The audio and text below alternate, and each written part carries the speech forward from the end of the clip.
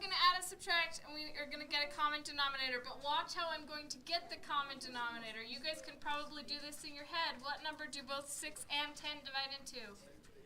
Okay, 60 would work, but if you can go smaller, you should go smaller.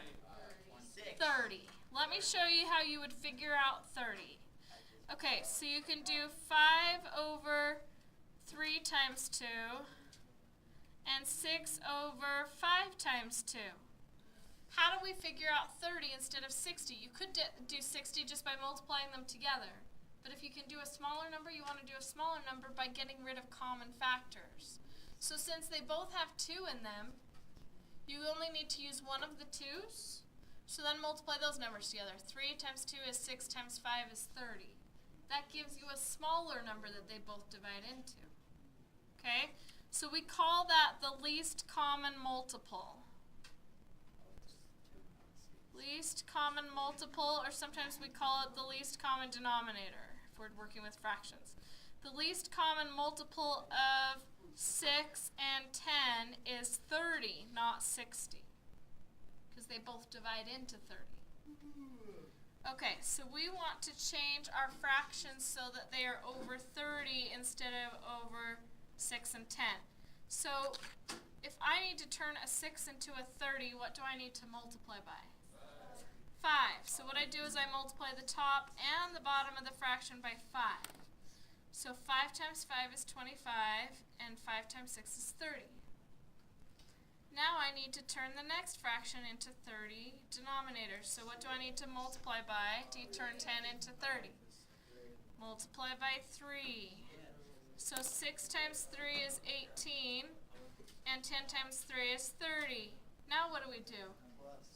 We simply add. So 25 plus 18. Now what's the last step you should do? See if it will reduce if possible. Which this one does not. But you should check and see if they will. Okay, let's do a harder one. Oh, you know what? This is a super easy one first. I have this little one we're going to do first.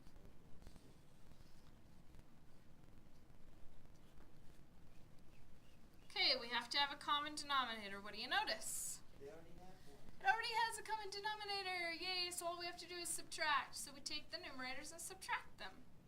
So 5x minus x, 4x, and then negative 4 minus 1.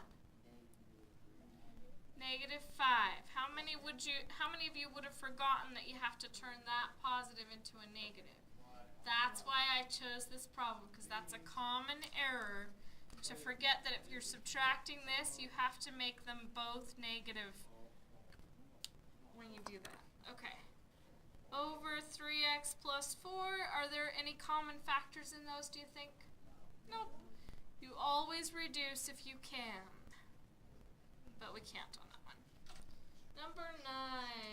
Actually, we're going to find the least common multiple of x squared minus x minus 12 and x squared minus 8x plus 16.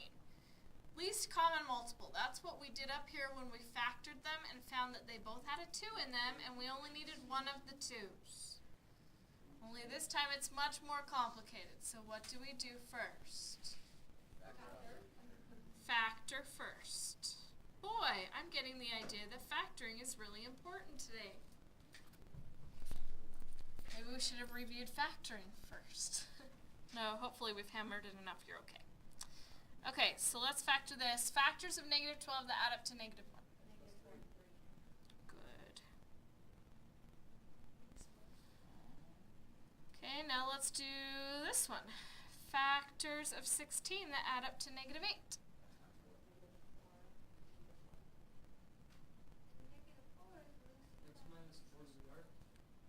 Yeah, you could write it that way if you want to. Okay, but before we even write it that way, I want you to notice something. Notice how this one and this one both have x minus 4 as a factor. So this one actually would divide into this one, so we don't need to include it. We don't need it 3 times. See how it's twice over here and once over here? Yeah. This 1 can divide into those. So we don't need that one. So our least common multiple or least common denominator would simply be x plus 3 times x minus 4 squared. Because we still need both of those for that to divide in. If there's 2 of the factors in one denominator, you have to have both of them. But if there's also a repeat of one of those factors in the other denominator, you don't need to include the repeat. Is that as clear as mud?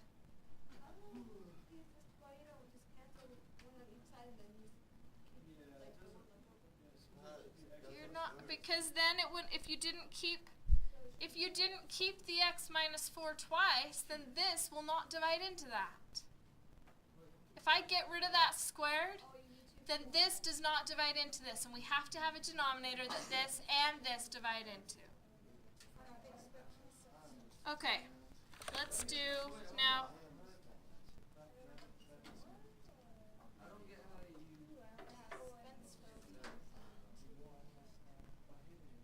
Let's just do another one, Zach, and see if you get it, okay?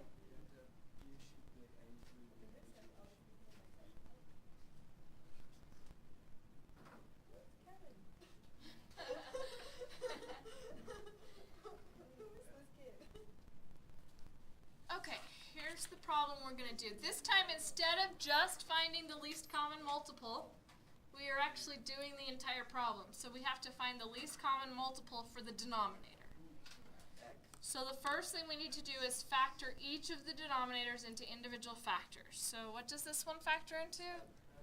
It's just plain old x, right? What does this one factor into?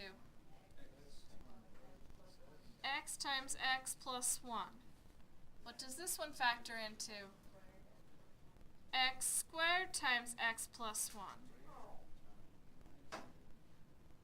Okay. These both have common factors with this. This is the most complex one of the 3. No, because isn't that x minus 1?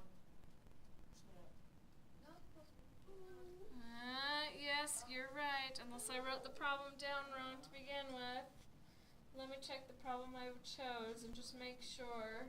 You can take it, make it longer. I could, and then it would make it much easier. I'll go for it. Dun, dun, dun. Can't do that on the priority of grade, so we should. It is a minus. Curses. Now it's more complicated. I already erased this. Thank you, Zach.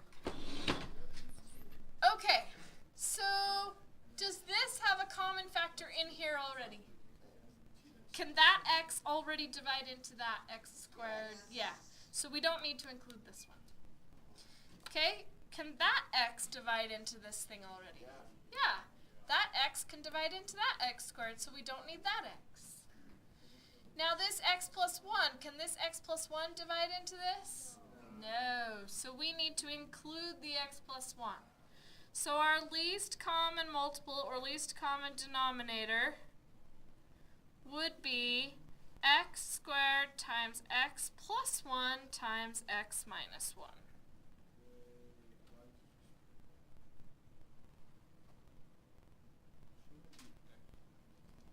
It has an x squared so that this x squared and this x will divide into that. It has this x plus 1 so that that x plus 1 will divide into that.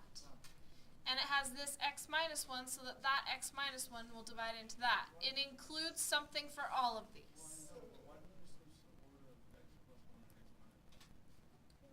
I just was including that in there, and it came first. I don't know. I just did. It doesn't really matter.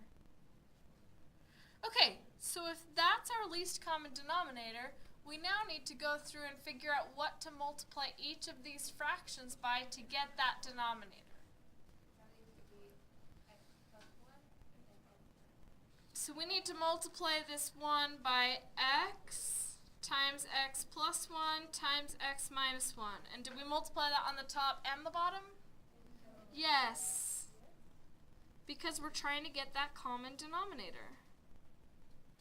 Remember up here, when we multiplied the top and the bottom by 5. right? Okay, so we're multiplying the top and the bottom by that. The fact is that when we multiply this, we get this. Okay, what do we have to multiply this one by? We need an x. Yep, what else? An x minus 1. Very good. Okay, and then of course that's on the top and the bottom. Okay, then what do we need to multiply this one by? Just an x plus 1 is the only thing that's missing.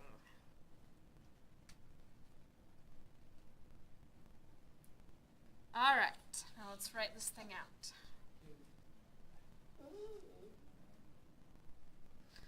Alright, so, huh? Yeah, you actually do. Okay, so let's FOIL this one out. So what's x minus 1 times x plus 1? It's pretty easy. X squared minus 1.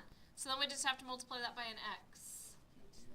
X cubed minus x, right? Okay.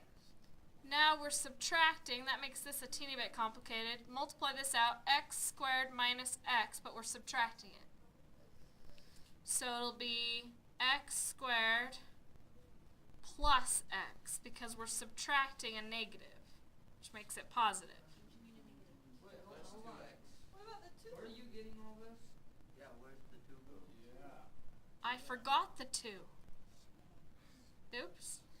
Now have I remembered everything? Wait, so the 2x gets distributed into x minus So it's negative 2 times x, and negative 2 times x times negative 1. Right? Oh, okay. So does all the stuff on the bottom just cancel out, or? It doesn't cancel, I just haven't written it there yet. Okay, then what's this one going to be? It's plus this time. Whew, plus. What do we do? Plus 3x plus 3. And now that entire thing is over x squared times x plus 1 times x minus 1, because that's the least common denominator we figured out earlier. Okay, now can we combine like terms? Yes, so we get x cubed minus 2x squared,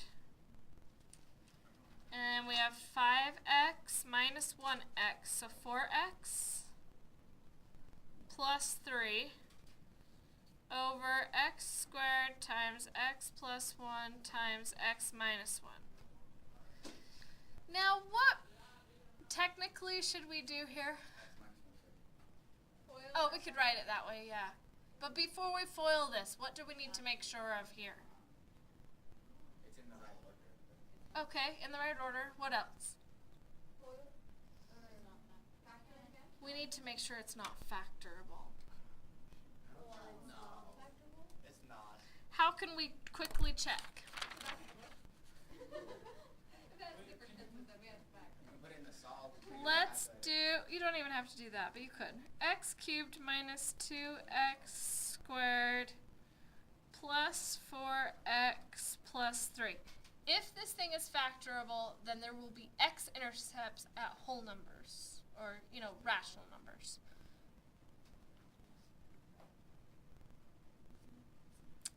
Well, let me see. It looks like it might have gone through a negative 1/2. But the only thing I really need to worry about is if it were to go through a negative 1 or a positive 1. Why would that matter? If the x-intercept was a positive 1, then it would have a factor x minus 1. If the x-intercept was at a negative 1, it would have a factor x plus 1, and then it would reduce with one of those.